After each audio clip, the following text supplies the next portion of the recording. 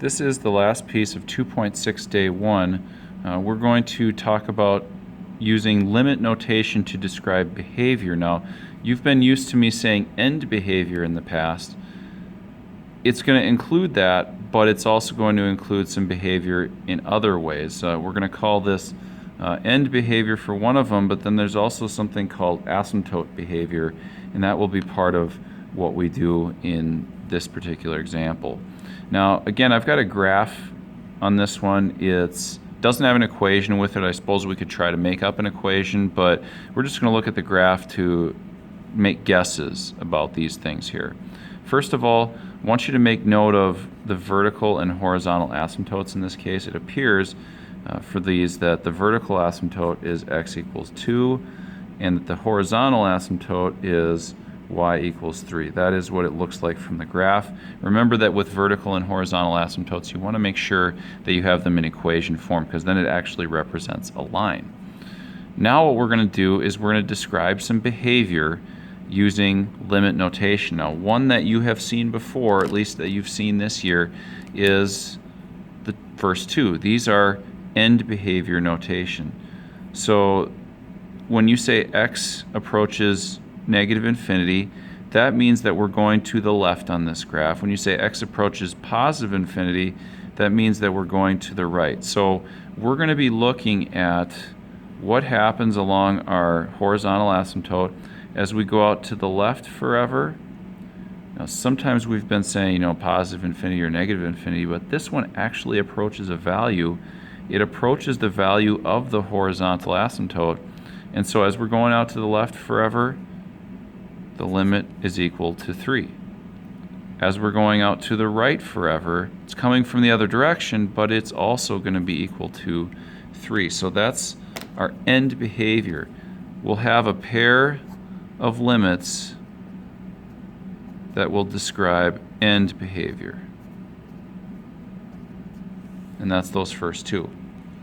The other kind of behavior that we're going to be talking about is something called asymptote behavior. And it has to do with, in this case, that the asymptote is the vertical asymptote. Notice that we have a vertical line at x equals 2. That's the two sides are coming in close to that, but never quite touch that line. And that's what this is going to comment on right here.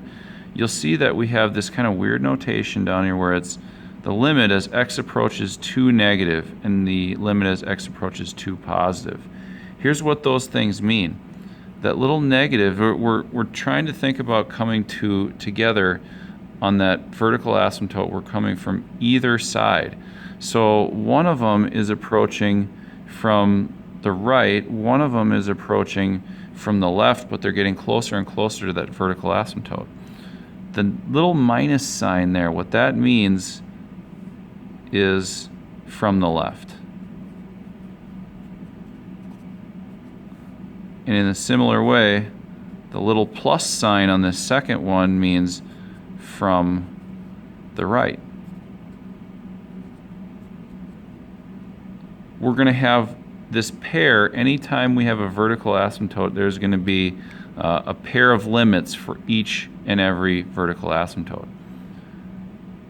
So what we're going to do with this now is just decide when we're coming in from the left. If I'm traveling in from the left on this line, where does my line approach? Where does my function approach as I get really, really close to this vertical asymptote, this dotted line? Well, I see this one as going up, and so anything that goes up without bound is going to be positive infinity. The other direction is coming in from the right, and this one's going down, and so this one is going to be negative infinity. So we're coming from the left, from the right on each one of these. There's a pair of limits for that, and this is what we use to describe asymptote behavior. We're going to see a number of examples of these. You'll probably have a delta math activity related to this so that you can learn to identify all these different asymptote behaviors. But remember that there are always going to be a pair for end behavior, and there's going to be a pair for each vertical asymptote in a function.